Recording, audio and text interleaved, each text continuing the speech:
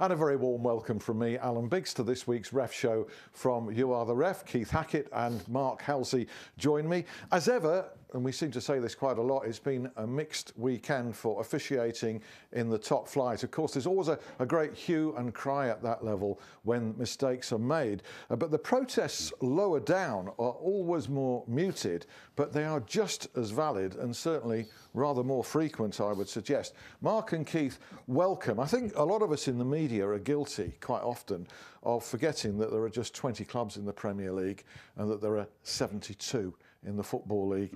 What's your impression, Keith, first of all, of the overall standard of that level? And then we'll ask Mark what can be done about it.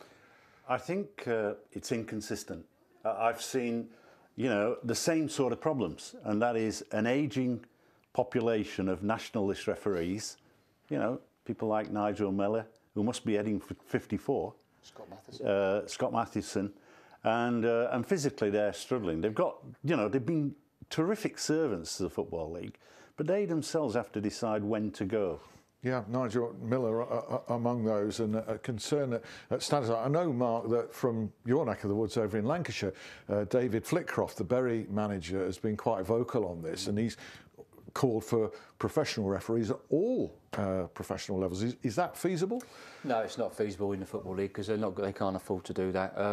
What I would do, I mean, I've been advocating for quite a while, and Keith supported me on this, is that all our development referees that are looking in the development group to go into the Premier League, what we should be doing is having they have a tier system now, I think, where different payments in the League 2, League 1, up into the Championship. But I think these referees that they're highlighting that could step up into the Premier League should be refereeing Championship football week in, week out to get them ready to that next jump. Not refereeing 1 week in the Championship, then a week in League 2, then a week in League 1. Chris Foy, as mentioned, had to come off injured. I think it was a calf injury during Arsenal 3, West Ham 0. He had to be replaced by Anthony Taylor. Now, Chris Foy, an older referee, is 52 years of age now, but I think you both feel that there's a role for him more constructively off the field now. Right, but look at it. I mean, there's no doubts, but, we're talking about the opening stages of the game here, and we've got Walcott fouled in the penalty area.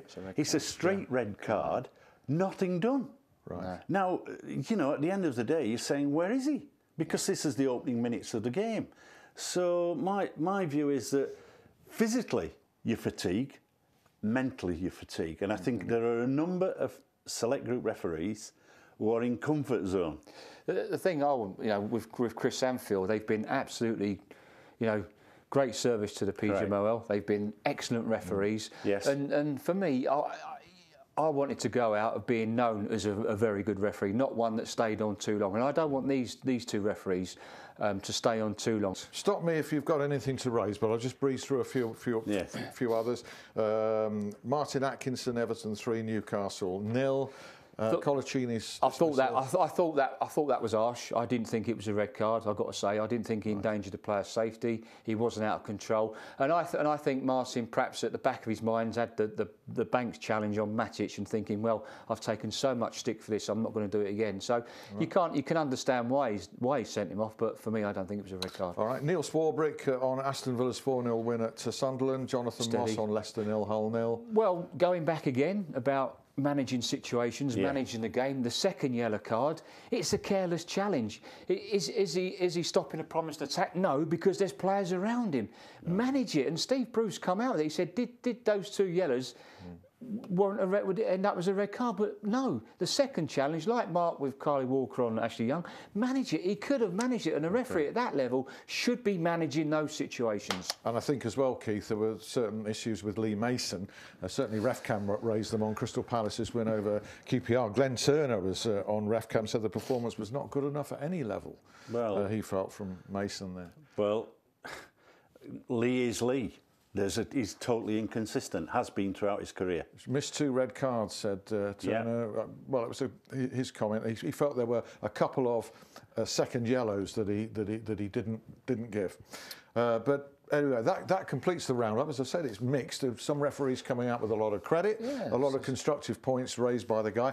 I must finish off with something on Twitter. I tweeted earlier that I was off to shoot the Ref Show, and back came a tweet from a chap called Tim Duxbury, who said, "Shoot the Ref Show." Now that would get lots of followers. Shoot the ref. As long as I'm holding the pistol. Interesting. I mean, the shoot. You Are the Ref. Paul Trevelyan and I started in the Shoot magazine. Yes, that's where it sort of started from. No, don't get any ideas now. No. Thanks to Mark. Thanks Pleasure. to Keith. We'll see you next week. Bye.